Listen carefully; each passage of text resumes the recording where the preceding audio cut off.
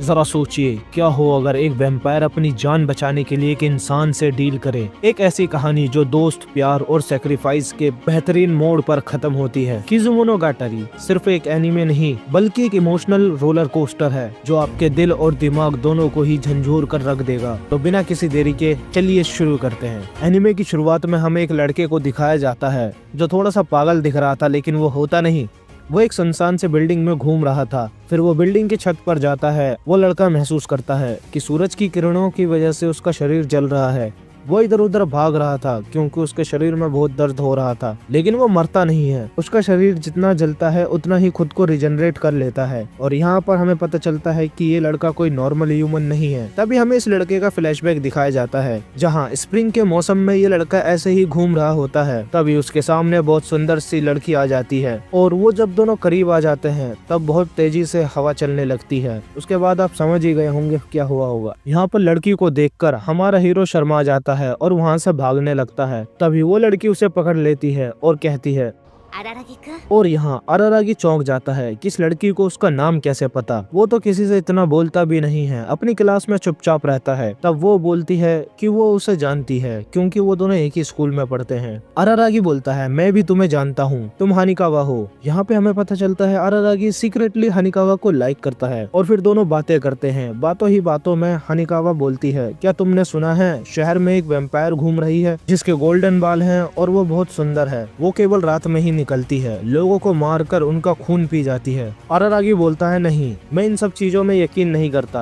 और फिर हानिकावा पूछती है, तुम मेरे साथ लाइब्रेरी चलोगे क्या? और ये मना कर देता है। पता नहीं सही में थोड़ा सा पागल ही था, जब लाइक ही करता था तो उसे चला जाना चाहिए था। हानिकावा जाने से पहले अपना फोन नंबर और ईमेल आईडी देती है अरारागी को और बोलती है, आज तुम्हें तुम्हारी पहली दोस्त मिल गई। इसके बाद हम देखते हैं अरारागी हानिकावा को याद कर रहा था, वो उसे भूल ही नहीं पा रहा था। इसके बाद अरारागी घर से बाहर निकल जाता है आधी रात को और इधर उधर घूम रहा होता है अपने माइंड को डाइवर्ट करने के लिए, लेकिन रास्ते में उसे ब्लड पड़ा हुआ दिखता है और फिर अरारागी उस ब्लड का पीछा करने लगता है। ब्लड का पीछा करते करते स्टेशन तक पहुंच जाता है और देखता है एक सुंदर सी औरत खून से लथपथ पड़ी हुई है। वो मरने ही वाली थी। वो औरत अरारागी को देखकर बोलती है, प्लीज मुझे अपना खून पीने दो, नहीं तो मैं मर जाऊंगी। और हमें यहाँ पता चलता है कि ये और कोई नहीं बल्कि वही वैम्पायर है जिसके बारे में हानिकावा बात कर रही थी। वो वैम्पायर बार बार अरारागी से बोलती है, प्लीज मुझे अपना खून पीने दो, नहीं तो मैं मर जाऊंगी। और हम देखते हैं कि इस वैम्पायर के ना ही दोनों हाथ होते हैं और ना ही दोनों पैर होते हैं। इस वजह से वो अरारागी का पीछा भी नहीं कर पाएगी। यहाँ पर अरारागी पहली बार सही काम करता है, वो वहाँ से भाग जाता है डर के मारे। वो वैम्पायर रो रही थी क्योंकि वो मर जाएगी। तभी अरारागी वापस आ जाता है और यहाँ कंफर्म हो जाता है कि यह पागल ही है। वो आता है और वैम्पायर को अपनी गोद में उठाकर कहता है, लो पी लो मेरा खून, मैं वैसे भी इतना बड़ा लूजर हूँ और जिंदगी जीने में मजा भी नहीं आ रहा, तो लो पी लो मेरा खून, क्या पता अगले जन्म में सुकून की जिंदगी मिले। वो वैम्पायर खुश हो जाती है और अरारागी का सारा खून पी लेती है। इसके बाद हम उस सीन पर आते हैं जहाँ अरारागी जल रहा था। तभी ऊपर से एक लड़की कूदती है और अरारागी को बचा लेती है। वो सब बताती है कि तुम अब सूरज के सामने नहीं जा सकते क्योंकि तुम भी एक वैम्पायर बन चुके हो, क्योंकि तुमने मुझे अपने मन की इच्छा से खून पिलाया था। और आपको मैं बता दूं,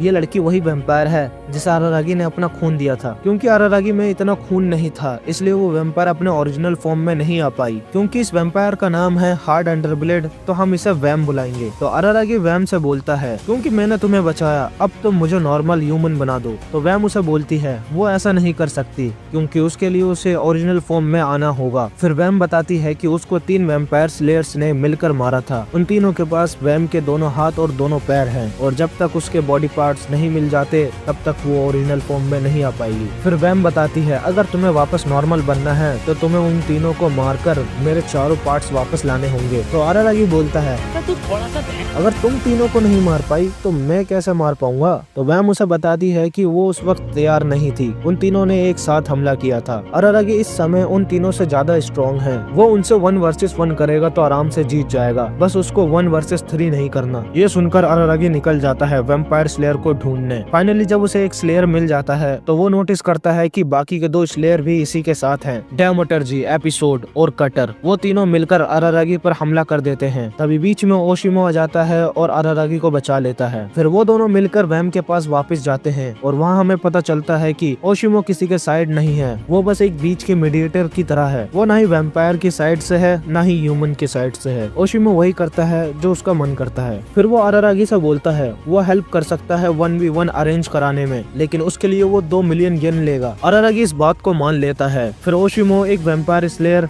डेमोटर्जी से अरारागी की मीटिंग सेट कराता है, जहाँ पर वो दोनों आपस में डील करते हैं। अगर अरारागी ने उसे हरा दिया तो वो वैम का एक बॉडी पार्ट दे देगा। अगर अरारागी नहीं हरा पाया, वो हार जाता है, तो वो स्लेयर को वैम के पास ले जाएगा ताकि स्लेयर वैम को मार सके और फिर दोनों की लड़ाई स्टार्ट हो जाती है। डेमोटर्जी एक लात में ही अरारागी का हाथ तोड़ देता है। अरारागी डर कर भागने लगता है। तभी रास्ते में उसका हाथ रिजनरेट हो जाता है। डेमोटर्जी उसे बहुत मारता है। अरारागी बस इधर उधर भाग रहा था। अरारागी को रास्ते में बेसबॉल मिल जाते हैं। वो बेसबॉल से डेमोटर्जी को मारने लगता है। डेमोटर्जी को इससे कुछ भी फर्क नहीं पड़ रहा था, लेकिन ये बॉल फेंकना तो एक झांसा था। अचानक अरारागी बेसबॉल की जगह एक मेटल बॉल फेंक कर मारता है और डेमोटर्जी को लगता है ये एक सिंपल बॉल है जिससे वो बचाव नहीं करता, और वो मेटल बॉल डेमोटर्जी के मुंह पर जाकर लगता है। अब उसका पूरा मुंह फट जाता है और वो जमीन पर गिर जाता है। तब अरारागी बड़ा सा लोन रोलर उठाकर बोलता है, क्या हो गया छोरे, दिखाई न दिया?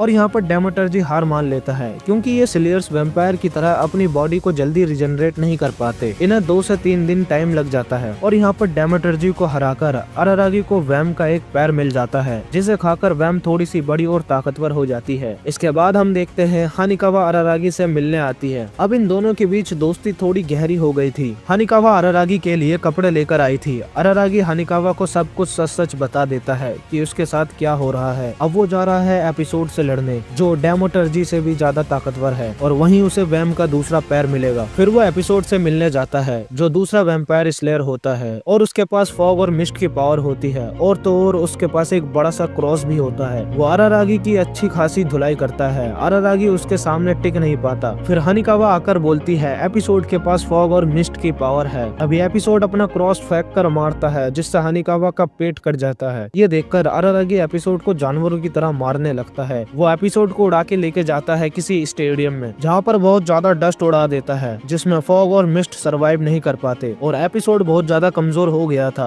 अरारागी उसका गला पकड़ लेता है और उसे जान से मारने ही वाला होता है कि तभी बीच में ओशिमो आ जाता है और बताता है फाइट खत्म हो चुकी है, एपिसोड बेहोश हो चुका है। अगर तुम एपिसोड को जान से मार दोगे तो तुम हमेशा के लिए वैम्पायर बनकर रह जाओगे। अरारागी ओशिमो का कॉलर पकड़कर बोलता है अगर तुम यहाँ थे तो तुमने हानिकावा को बचाया क्यों नहीं? तब ओशिमो अरारागी से बोलता है तुम जानते हो मैं किसी की तरफ से नहीं लड़ता। अगर तुम चाहते हो तो मैं तुम्हारी मदद कर सकता हूँ, लेकिन इसके लिए मुझे 3 मिलियन येन चाहिए। और अरारागी मान जाता है। ओशिमो बताता है तुम्हारे ब्लड में ही हीलिंग प्रॉपर्टीज है। ये सुनते ही अरारागी हानिकावा के पास जाता है, जो मरने ही वाली थी। उस पर अपना बहुत सारा ब्लड गिराने लगता है, जिससे हानिकावा को जहाँ जहाँ चोट लगी थी वहाँ ठीक हो जाता है और वो वैम्पायर भी नहीं बनती। इसके बाद हम देखते हैं कि वैम को अब दूसरा पैर भी मिल चुका है। वो और बड़ी और ताकतवर भी हो जाती है। अरारागी और हानिकावा साथ में बैठकर बातें करते हैं और अरारागी बोलता है वो बहुत ज्यादा डर गया था जब उसे चोट लगी थी, और अब वो नहीं चाहता कि फिर से वैसे ही हो। इसलिए अरारागी हानिकावा से कह देता है अब तुम सीधा स्प्रिंग ब्रेक के बाद ही मिलना, क्योंकि उस समय तक मैं फिर से नॉर्मल ह्यूमन बन जाऊंगा, उससे पहले मत मिलना। हानिकावा इस चीज को मान जाती है और जाने से पहले अपनी पैंटी उतार कर देती है और कहती है तुम मुझे ये वापस कर देना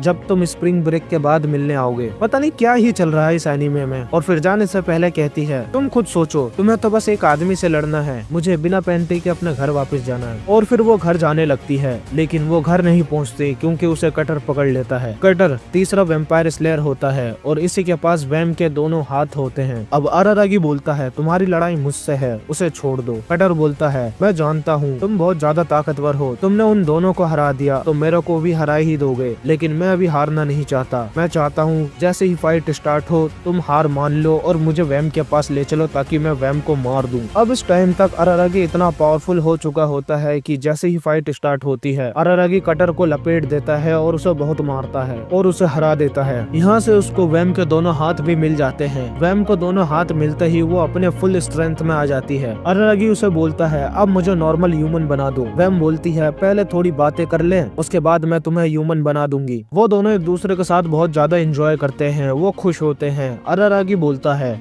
अब इससे पहले मैं ह्यूमन बनूं, चलो कुछ खा लेते हैं, मुझे बहुत भूख लगी है। वह उसे बोलती है ठीक है जाओ बाहर से राशन ले आओ। अब अरारागी बाहर जाता है और उसे लगता है राशन का मतलब आटा दाल चावल ये सब लाना था, तो वो वही खरीद कर लेकर आता है। लेकिन जैसे ही वो घर आता है और देखता है कटर वहाँ मरा हुआ पड़ा है। कटर वैम को मारने आया था लेकिन वो खुद मर गया। अब वैम उसको बैठकर खा रही थी। ये देखकर अरारागी बहुत ज्यादा डर जाता है और वो नीचे भाग जाता है। अब वो नीचे रियलाइज करता है कि उसने कितनी बड़ी गलती कर दी, क्योंकि वैम लगभग 500 साल की होगी और अब तक उसने कितने ह्यूमंस को खाया होगा। अब वो दोबारा से जिंदा हो चुकी है। अब वो न जाने कितने ह्यूमंस को खाएगी। उसे अब समझ में आता है कि उसने कितनी बड़ी गलती कर दी है। उसने उन तीनों को ही मार दिया जो ह्यूमन की साइड से लड़ रहे थे। उसको कुछ भी समझ में नहीं आ रहा था। अब अरारागी हनिकावा को बुला लेता है। दोनों साथ में बैठकर बात करते हैं। वो हनिकावा को बताता है कि उसने कितनी बड़ी गलती कर दी। अब उसे समझ में नहीं आ रहा कि वो क्या करे। हनिकावा उसे बताती है ठीक है वैम को मारने वाला अब कोई नहीं बचा,